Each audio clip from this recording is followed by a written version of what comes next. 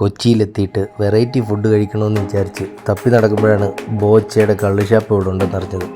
അങ്ങനെ ഗൂഗിൾ അമ്മച്ചിയുടെ സഹായത്തോടു കൂടി ഞങ്ങൾ ബോച്ചയുടെ ഷാപ്പും തപ്പി ഇറങ്ങി. അവസാനം അവിടെ എത്തി. പാർക്കിംഗ് ഏരിയയൊക്കെ അതിവിശാലമായ പാർക്കിംഗ് സ്പേസാണ്. നമുക്കൊരു പോസിറ്റീവ് വൈബ് തന്നെയാണ് അവിടെ വണ്ടി കൊണ്ടിട്ടപ്പോൾ തന്നെ തോന്നിയത്. പിന്നെ നല്ലൊരു കായലിൻ്റെ ഒരു സൈഡ് ഏരിയ ആണെന്ന് തോന്നുന്നത്. അങ്ങനെ ബോച്ചയുടെ ഷാപ്പ് എവിടെയെന്ന് അറിയത്തില്ല, അവിടെ തപ്പി നടക്കുകയാണ്.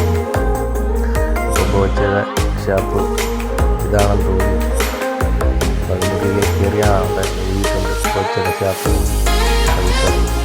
ചെലവ് തന്നെ ഒരു നല്ലൊരു ഡിസൈനായിട്ട് കവാടങ്ങൾ ബോച്ച ഇങ്ങനെ ഓടാനായിട്ട് റെഡിയായിട്ട് നിൽക്കുന്നത് നമുക്ക് എല്ലാം നല്ല രസമാണ് കാണാം. സൈഡിലായിട്ട് നമുക്ക് കാണാം ബോട്ടിങ് കാര്യങ്ങളൊക്കെ ഉണ്ട്.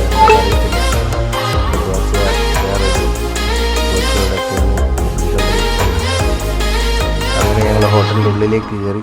നല്ല അടിപൊളി വൈബാണ്, നല്ല ആംബിയൻസാണ് കള്ള് ഷാപ്പിൻ്റെ അകം കാണാൻ തന്നെ. അപ്പോൾ ആദ്യം തന്നെ ഒരു കുടം അന്തിക്കള്ളി ഞാൻ മേടിച്ചു. അന്തിക്കള്ള് മേടിച്ച് ഒരു ഗ്ലാസ് കുടിച്ചപ്പോൾ തന്നെ മനസ്സിലായി നല്ല ഒരു മായവും ചേർക്കാത്ത നല്ല അടിപൊളി കള്ളായിട്ടാണ് എനിക്ക് ഫീൽ ചെയ്തത്. അപ്പോൾ ഞാൻ മേടിച്ചത് കണ്ട് ഭാര്യയ്ക്കും വേണമെന്ന് പറഞ്ഞ് അങ്ങനെ ഒരു കുടം മധുരക്കള്ളും മേടിച്ചു. അത് കുടിച്ചിട്ട് ഇനി എന്താവുമോ എന്തോ. അപ്പോൾ നമ്മൾ കള്ള് കുടിക്കുകയും നമ്മുടെ നാടൻ ഫുഡ് കഴിക്കാമെന്ന് വിചാരിച്ചാണ്. അതിനുശേഷം പിള്ളേർ നമ്മുടെ ഫുഡൊന്നും അവർ കഴിക്കില്ല, അവർക്ക് എന്തെങ്കിലും മേടിച്ച് കൊടുത്ത് കിട്ടും. ഇവിടുത്തെ ആംബിയൻസ് എന്ന് പറഞ്ഞാൽ പുള്ളി ആംബിയൻസ് ഫാമിലിയായിട്ട് വന്ന് നമുക്ക് എൻ്റർടൈൻ ചെയ്യാൻ പറ്റുന്ന. അപ്പോൾ പിള്ളേർക്ക് എന്ത് കഴിക്കണം, പിള്ളേർക്ക് എന്ത് കിട്ടും ഫുഡ് എന്ന് ചോദിച്ചപ്പോഴാണ് അവിടെ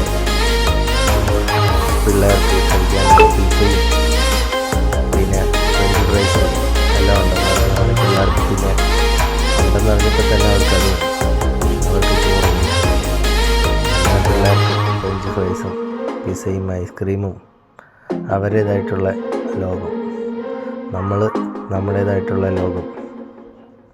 നല്ല ചോറും മീൻകറിയും നല്ല കരിമീനും ഇതൊക്കെയാണ് നമ്മൾ മേടിച്ചത്. അപ്പോൾ കക്കയിറച്ചിയും എല്ലാം നമുക്ക് അഫോർഡബിളായിട്ടുള്ള പ്രൈസിലാണ് എല്ലാ ഫുഡും. വലിയ ന്യായമായിട്ടുള്ള ഒരു വിലയേ ഉള്ളൂ. അത്ര ആംബിയൻസ് സെറ്റപ്പൊക്കെ ഉണ്ടെന്ന് വിചാരിച്ചിട്ട് അവർ ഒരുപാട് പോർഷായിട്ട് ഉള്ള സെറ്റപ്പാണ്. പക്ഷേ നമുക്ക് അഫോർഡബിളായിട്ടുള്ള പ്രൈസാണ് എല്ലാത്തിനും. അതുകൊണ്ട് നമ്മൾ ചോറും മീൻകറിയും ഒരു കൂന്തലും ഒക്കെ കഴിച്ചു. ഇവിടുത്തെ ആംബിയൻസ് എന്ന് പറഞ്ഞാൽ ഒരു രക്ഷയില്ല. ഇപ്പോൾ ഫാമിലിയായിട്ട് നമുക്കൊന്ന് എൻ്റർടൈൻ ചെയ്യാൻ വേണ്ടിയിട്ട് നല്ലൊരു സ്ഥലമാണ്. അത് കഴിഞ്ഞിട്ട് നമ്മളിവിടെ പുറത്തിറങ്ങി ഫുഡ് കഴിഞ്ഞ് തിരക്കി എന്തൊക്കെ സംഭവങ്ങളൊക്കെ ഉണ്ട്. അങ്ങനെ നോക്കിയപ്പോഴാണ് ഇവിടെ ഫിഷിങ്ങും കാര്യങ്ങളൊക്കെ ഉണ്ടെന്ന് പറഞ്ഞത്. അപ്പോൾ നമുക്കറിയത്തില്ല ഇനി ഫിഷിങ്ങിനൊക്കെ എന്തെങ്കിലും പൈസ ഉണ്ടോയെന്നൊന്നും. അപ്പോൾ അവർ പറഞ്ഞ് തീർത്തും ഫ്രീ ആണ്. ഫിഷിങ്ങിന് വേണ്ടിയിട്ട് നല്ലൊരു ഏരിയ തന്നെ അവർ ഉണ്ടാക്കിയിട്ടിട്ടുണ്ട്. പിള്ളേരെയും കൊണ്ടുവരുമ്പോഴൊക്കെ പിള്ളേർക്ക് എൻ്റർടൈൻമെൻറ്റ് ചെയ്യാൻ വേണ്ടിയിട്ടുള്ള നല്ലൊരു സ്പേസും കാര്യങ്ങളൊക്കെ ഉണ്ട്. ഫിഷിങ്ങും കാര്യങ്ങളൊക്കെ ചെയ്യാം. നമ്മൾ മീൻ പിടിച്ചു കൊടുക്കുകയാണെങ്കിൽ ആ മീൻ നമുക്ക് ഫ്രീ ആയിട്ട് തന്നെ കറി വെച്ച് തരും. അത് കഴിഞ്ഞിട്ട് ചോദിച്ചു ബോട്ടിംഗ് ഉണ്ടോ, ബോട്ടിങ്ങും ഫ്രീ ആണെന്ന് പറഞ്ഞു. അങ്ങനെ പെഡൽ ബോട്ട് കിട്ടി. പെഡൽ ബോട്ട് നമ്മൾ യൂസ് ചെയ്തു. പെഡൽ ബോട്ടും കാര്യങ്ങളും നല്ല ഒരു കായലിൻ്റെ നടുക്കൂടെ നമുക്കിങ്ങനെ ബോട്ടിങ്ങും കാര്യങ്ങളൊക്കെ നമുക്ക് തന്നെ ചെയ്യാം. അവിടെ സേഫ്റ്റിയും കാര്യങ്ങളെല്ലാം ഉണ്ട്. പിന്നെ ഒരു രക്ഷയില്ല എന്ന് പറയുന്നത് ഇതിൻ്റെ ഉള്ളിലെ ആംബിയൻസ് കാണാൻ തന്നെ അടിപൊളിയാണ്.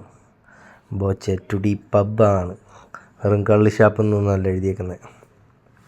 ശരിക്കും ഒരു പബ്ബിൽ പോയൊരു ഫീലൊക്കെയാണ് നമുക്ക് അവിടെ നിന്ന് കിട്ടിയത്. പിന്നെ അവിടെ എന്തൊക്കെയോ എൻ്റർടൈൻമെൻറ്റ് കാര്യങ്ങളൊക്കെ ഉണ്ട് വൈകുന്നേരങ്ങളിലൊക്കെ. അപ്പം നമ്മളവിടുന്ന് ഫുഡും കഴിച്ചിറങ്ങി Boche the conquer the world.